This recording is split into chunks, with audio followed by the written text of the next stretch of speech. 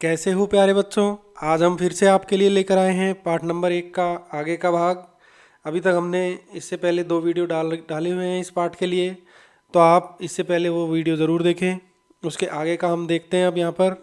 तो अभी तक हमने देखा था कि वो जो व्यक्ति है अर्थात लेखक खुद बता रहा है अपनी घटना। तो वो लेखक एक कबाड़ी की दुकान में जाता है और वहाँ पर वो रोल टॉप डेस्क खरीदने का प्रयास करता है। उसे एक पुरानी रोल टॉप डेस्क दिखाई देती है और वो उसे लेकर के आ जाता है और उसे सुधारने का काम शुरू कर देता है। फिर उसे आगे हम देखते हैं। तो फिर क्या हुआ कि वो कहता है कि I remove the roll top completely.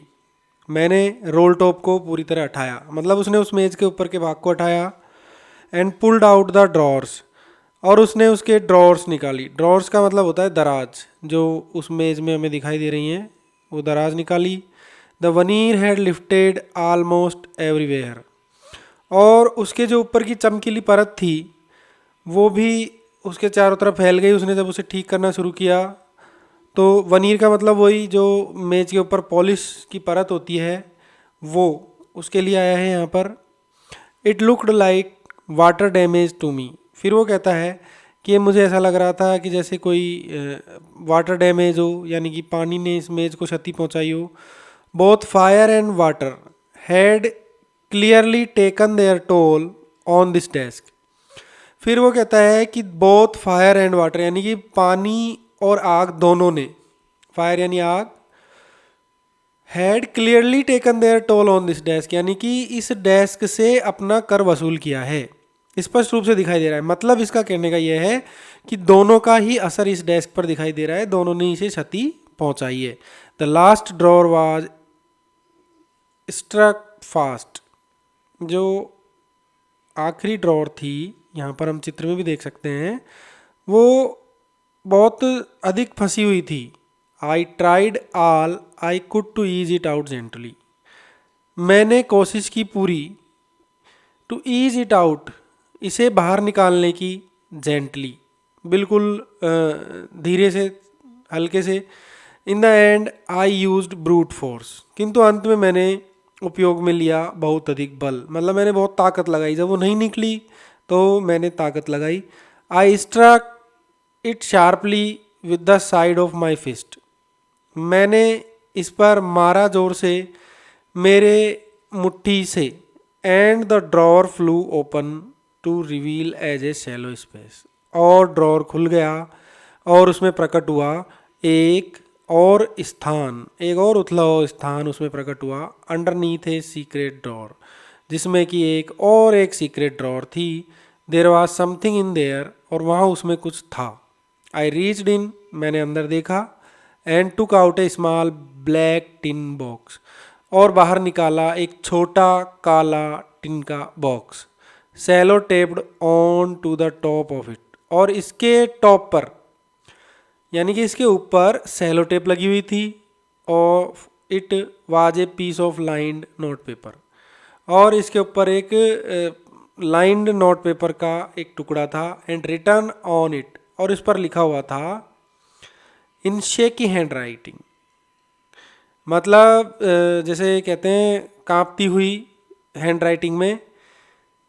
Gyms last letter, gym का आखिरी पत्र। रिसीव्ड जनवरी 25, 1915। हमने परिचय वाले वीडियो में भी देखा था कि ये इसको प्राप्त हुआ था 25 जनवरी 1915 को, लेकिन ये लिखा गया था क्रिसमस के अगले दिन, यानी कि 26 दिसंबर को। To be buried with me, यह दफनाया जाए मेरे साथ। बरीड यानी दफनाया जाए, विथ मी मेरे साथ। वैन द टाइम कम्स, जब समय आए।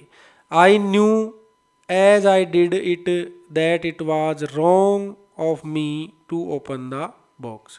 मैं जानता हूँ, एज आई डिड, जो मैं कर रहा था, कि यह मेरे लिए गलत है बॉक्स को खोलना। ओपन द बॉक्स यानी बॉक्स को खोलना, मतलब उसके मन में विचार आया कि मुझे बॉक्स को खोल लेना चाहिए। लेकिन फिर एक बार विचार आया कि अरे नहीं, किसी का पत्र नहीं पढ़ना चाहिए, ये गलत है, तो मुझे बॉक्स को नहीं खोलना चाहिए। तो वो कहता है कि मैं जानता था कि मुझे ऐसे मन में फीलिंग आ रही थी कि ये गलत है। ये देखिए यहाँ पर कि इट वाज रॉन्ग, ये गलत है ऑफ मी, मेरे लिए, टू ओपन द बॉक्स, इस बॉक्स को खोलना। But curiosity got the better of my scruples. किंतु जो मेरी जिज्ञासा थी उसने मेरी आंतरिक भावनाओं पर विजय पा ली, जैसा कि अक्सर होता है। और वो कहता है फिर आगे कि मैंने पत्र को खोल लिया। इनसाइड द बॉक्स, बॉक्स के अंदर, देर वाज एन एनवलप, वहाँ एक लिफाफा मिला उसे। द एड्रेस रीड, और जो पता था वो उसने पढ़ा, तो वो लिखा हुआ था Mrs Jim McPherson, 12 copper beeches, Bridport. Bridport ये इंग्लैंड की एक जगह का नाम है जो डोरसेट में स्थित है। I took out the letter and unfold it, मैंने टुक आउट यानी बाहर निकाला पत्र को, और अनफोल्ड इट और इसे खोल लिया। It was return in pencil, यह पेंसिल से लिखा हुआ था। देखो बच्चों, यहाँ ध्यान देने की बात है कि यहाँ पेंसिल से लिखा हुआ था ऐसा है, लेकिन यहाँ पर पेंसिल के साथ में इन प्रेपोजिशन का प्रयोग हुआ है। तो इस तरह से हम इसको ध्यान रखेंगे कि कभी भी जब पेंसिल शब्द आता है, पेंसिल से लिखने के लिए कोई भी बात आती है, तो वहाँ पर आप विशेष रूप से इन पेंसिल का प्रयोग करेंगे। अंग्रेजी भाषा में पेंसिल के आगे इन प्रपोजिशन का प्रयोग होता है। It was written in pencil, ये यहाँ ये भी तो कह सकता था टू पेंसिल या ओ पेंसिल, लेकिन नहीं, यहाँ पर इन आया है, इसलिए हम इसको विशेष ध्यान रखेंगे। And dated at the top, और इसके ऊपर जो दिनांक लिखी हुई थी, मतलब जो पत्र लिखने की दिनांक थी वो थी, देखिए 26 दिसंबर 1914। तो इस तरह से ये पार्ट 1 पूरा होता है। अब इसको हम बिल्कुल डिटेल में देख लेते हैं बच्चों। मैंने पहले ही कहा था कि मैं बिल्कुल कमज़ोर से कमज़ोर स्टूडेंट को ध्यान में रखते हुए ये वीडियो बना रहा हूँ, तो आपकी सबको यहाँ इससे सीखने को मिलेगा। आपकी जो भी कमी होगी वो इससे दूर होगी। तो देखिए, हम दोबारा से उसी चीज़ को दोबारा रिपीट कर रहे हैं, उसी को पढ़ रहे हैं पूरे अच्छे से। आप यहाँ से इसको बिल्कुल लिख भी सकते हैं, और मैं इसको पाठ के अंत का जो वीडियो होगा उसमें इसकी पूरे पाठ की PDF भी आपको उपलब्ध करा दूंगा इसी तरह से। I removed the roll top completely, वही बात रिपीट हो रही है बच्चों। I removed the roll top completely, मैंने रोल टॉप को पूरी तरह निकाला। And pulled out the drawers, और दराज को खींचा। रिमूव की फॉर्म होती है रिमूव, रिमूव्ड, रिमूव्ड, और पुल की फॉर्म होती है पुल, पुल्ड, पुल्ड। यहाँ पर आप हम साथ के साथ फॉर्म करते चलोगे तो अलग से आपको ज़्यादा समस्या नहीं आएगी। फिर देखिए आगे लिखा हुआ है द वनीर, यानी कि उसकी जो सजावटी परत, जो फर्नीचर होता है लकड़ी का, उसके ऊपर चमकीली पॉलिश की जाती है, उसके लिए आया है यहाँ पर वनीर। हेड लिफ्टेड, वनीर यानी सजावटी परत को उसने हटाया, उसको सुधारना था उस रोल टॉप को। तो जो ऊपर जो परत खराब हो गई थी, उसकी जो सजावटी परत खराब दिख रही थी, उसको उसने हटाया। एवरीवेयर, सभी जगह से। It looked like water damage to me, और प्रारंभ में उसे लगा कि यह पानी के कारण से इसमें इस जो पॉलिश है इसको क्षति पहुंची है, नुकसान पहुंचा है। बोथ, फिर वो कहता है कि both fire and water had clearly taken their toll on this desk. फिर वो कहता है कि दोनों, आग और पानी दोनों ने स्पष्टतः इस डेस्क को बहुत अधिक नुकसान पहुंचाया है। देखो, clearly taken their toll, taken toll का अर्थ होता है नुकसान पहुंचाना। वैसे टोल शब्द का अर्थ होता है कर लेना, जैसे टोल होता है, टोल टैक्स होता है। हम कहीं भी किसी बड़े सड़क से जाते हैं, राष्ट्रीय राजमार्ग से, तो वहाँ पर टोल बने हुए होते हैं, तो उसी के लिए ये आया है यहाँ पर टेकन देयर टोल, यानी कि उन्होंने उसे नुकसान पहुँचाया। The last drawer was struck fast, और अंतिम दराज स्थिरता से अटक गया। I tried all I could to ease it out gently, और मैंने इसे ढीला करके धीरे से बाहर निकालने की सभी कोशिश की जो मैं कर सकता था। टू ईज यानी ढीला करना, जेंटली यानी धीरे से। मैंने इसे धीरे से ढीला करके बाहर निकालने की कोशिश की कि कहीं से ज़्यादा नुकसान नहीं पहुँचे, लेकिन वो बाहर नहीं निकला। In the and I used brute force, और इन द एंड यानी अंत में मैंने ब्रूट यानी कठोरता से, फोर्स यानी बल प्रयोग किया, और फिर मैंने अंत में बहुत अधिक कठोरता से बल का प्रयोग किया। I struck it sharply with the side of my fist, मैंने इसे मुट्ठी के बगल से तेजी से मारा। एंड और द ड्रॉयर यानी दराज फ्लू ओपन, खुल गई। To reveal a shallow space underneath, और उसमें से प्रकट हुआ एक जगह नीचे, ए सीक्रेट ड्रॉर, जिसमें कि एक सीक्रेट ड्रॉर थी, गुप्त दराज प्रकट हुई। मैंने इसे मुट्ठी के बगल से तेजी से मारा और दराज खुल गई, जिसमें नीचे एक गुप्त दराज प्रकट हुई। There was something in there, वहाँ उसमें कुछ था। I reached in and took out a small black tin box, मैंने दराज के अंदर देखा। अब रीच्ड इन यानी वैसे देखो पहुंच गया शब्द होता है, लेकिन मैंने पहले आपको बताया था कि बिल्कुल भी किसी भाषा का उसी तरह हमें उसका रूपांतरण नहीं करना चाहिए, उसके भाषा के भाव को समझकर उसका अर्थ निकालना चाहिए। तो यहाँ इसका मतलब होगा कि मैंने दराज के अंदर से उस छोटे काले बॉक्स को बाहर निकाला। टुक आउट यानी बाहर निकाला। सेलो टेप्ड, उस पर सेलो टेप लगी हुई थी। To the top of it, उसके ऊपर। It was a piece of line note paper, और जो बॉक्स के ऊपर था वो क्या था, लाइन, एक नोट पेपर लगा था लाइन युक्त। And written on it in shaky handwriting, और उस पर एक अस्थिर लिखावट में लिखा हुआ था। शेकी यानी जैसे कांपते हुए हाथों से लिखा जाता है, या कोई बुजुर्ग व्यक्ति है तो उसके हाथों से जिस तरह से लिखा जाता है आप कल्पना कर सकते हैं, उसी तरह की एक शेकी हैंड राइटिंग में लिखा हुआ था, अस्थिर लिखावट में लिखा हुआ था।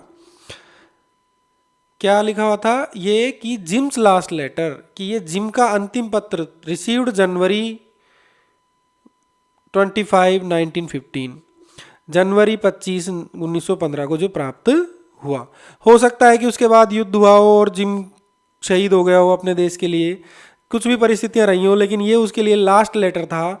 और ये जब प्राप्त हुआ तो उसे पढ़कर उसके लिए बहुत खुशी हुई इस पत्र को, और उसने इसके लिए लिखा, to be buried with me when the time comes, कि यह मेरे साथ दफनाया जाए जब समय आए, अर्थात मेरी मृत्यु के बाद में इसे मेरे साथ दफनाया जाए। I knew as I did it that it was wrong, मैं जानता था कि यदि मैंने यह किया तो यह गलत होगा। अब ये लेखक बोल रहा है, क्या कह रहा है कि of me to open the box, कि मुझे बॉक्स खोलना गलत था, but curiosity got better of my scruples, मेरे संदेह ने, मतलब मेरी उत्सुकता ने मेरे संदेह पर विजय प्राप्त कर ली। मैं जानता था कि मेरा इस बॉक्स को खोलना गलत था, किंतु मेरी उत्सुकता ने मेरे संदेह पर विजय प्राप्त कर ली। देखो, नो, न्यू और नॉन, ये नो की फॉर्म होती हैं, यहाँ पर सेकंड फॉर्म आई है इसलिए ताथा का प्रयोग हुआ है। पास्ट सिंपल टेंस में सेकंड फॉर्म का प्रयोग होता है। इट यूजुअली डज, ऐसा अक्सर होता भी है कि कई बार हमारी उत्सुकता जो है वो हमारे मन पर विजय प्राप्त कर लेती है और हम किसी चीज़ को जानने के लिए ऐसा कुछ कर सकते हैं। Inside the box there was an envelope, बक्से के अंदर वहाँ एक लिफाफा था। द एड्रेस रीड, और मैंने जब उसका पता पढ़ा तो उस पर लिखा हुआ था, Mrs Jim McPherson, 12 copper beeches, Bridport, Dorset, ये वहाँ का पता है। I took out the letter and unfold it, took out यानी बाहर निकालना, अनफोल्ड यानी खोला। मैंने पत्र को बाहर निकाला और इसे खोला। It was written in pencil, देखिए यहाँ पर इन पेंसिल, यानी ये पेंसिल से लिखा हुआ था। And dated at the top, और उसके ऊपर जो डेट लिखी हुई थी वो थी 26 दिसंबर 1914। ये पेंसिल से लिखा हुआ था और ऊपर 26 दिसंबर 1914 दिनांक डली हुई थी। राइट, रोट, रिटन, ये इसकी राइट की फॉर्म होती हैं। ये भी बच्चों में साथ के साथ ध्यान रखनी है, जिससे आपको वर्ब की फॉर्म में दिक्कत नहीं आएगी। और यहाँ वर्ब का भी पता चलता जाएगा कि राइट क्या है। वर्ब राइट यानी लिखना, रोट यानी लिखा, और रिटन यानी लिख चुका। इस तरह से ये इस पाठ का पार्ट 1 समाप्त हुआ बच्चों। ये बच्चों अब देखते हैं, यहाँ पर लास्ट में 2 क्वेश्चन दिए हुए हैं। पहला क्वेश्चन है, what did the author find in A junk shop. तो हमें पता ही है कि ऑथर को क्या मिला था। इस प्रश्न का अर्थ बता देता हूँ मैं पहले, कि ऑथर को क्या मिला, क्या प्राप्त हुआ इन जंक शॉप, कबाड़ी की दुकान में। तो हम जानते हैं सभी, आपके मन में भी उत्तर आ गया होगा। तो उत्तर होगा, the author found a role top desk, कि ऑथर को क्या मिला, एक रोल टॉप डेस्क मिली। अब यहाँ पर मैं इसके उत्तर देने के जो तरीका होता है उसके बारे में आपको बता देता हूँ, कि जब भी डिड के साथ में हमेशा फर्स्ट फॉर्म आती है, ये भी पास्ट सिंपल टेंस होता है।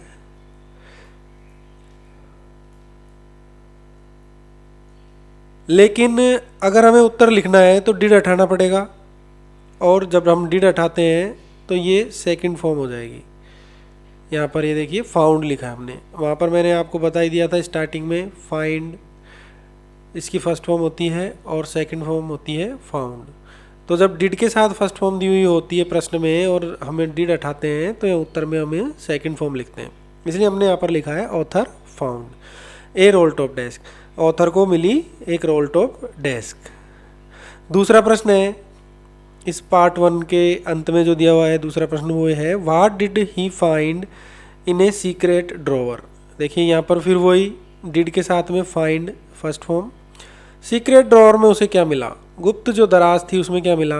और who do you think had put it in there, और हु यानी कौन या किसने इसे रखा, कौन था वो, आप किसके बारे में आप सोचते हैं कि किसने इसे यहाँ पर रखा होगा। पुट यानी रखा होगा, इन देयर वहाँ पर। तो सबसे पहली बात तो कि सीक्रेट डोर में क्या मिला ऑथर को, ही। तो ही फाउंड ए लेटर, यहाँ हमने ही के साथ में फाउंड लगाया सेकंड फॉर्म। उसे एक पत्र प्राप्त हुआ in the secret drawer, secret दराज में। Mrs Jim McPherson had put it in there, और इसे रखा किसने था, आप जानते हैं मिसेज जिम मैकपर्सन ने रखा था। तो बच्चों ये बात विशेष हमें ध्यान रखनी है कि डिड के साथ जब भी क्वेश्चन में फर्स्ट फॉर्म होती है तो हमें आंसर में जब हम डिड हटाते हैं तो हमें सेकंड फॉर्म लिखनी होती है। ये पास्ट सिंपल टेंस का नियम है। आपको अगर ये ध्यान भी नहीं रहे तो आप सीधा ये नियम ध्यान रखें कि डिड के साथ फर्स्ट फॉर्म आती है प्रश्न में तो उत्तर में हमें डिड हटा करके उसको सेकंड फॉर्म, क्योंकि डिड तो प्रश्नवाचक के रूप में आया है, प्रश्न के रूप में आया है। डिड के साथ में फर्स्ट फॉर्म ही आती है, डिड हो, डिड नॉट। नकारात्मक वाक्यों में भी फर्स्ट फॉर्म रहेगी डिड के साथ में, लेकिन साधारण वाक्य बनाते समय उसकी हमको क्या करनी है, सेकंड फॉर्म। ये पास्ट सिंपल टेंस होता है। धन्यवाद बच्चों, ये वीडियो आपको कैसा लगा हमें ज़रूर बताएं। धन्यवाद।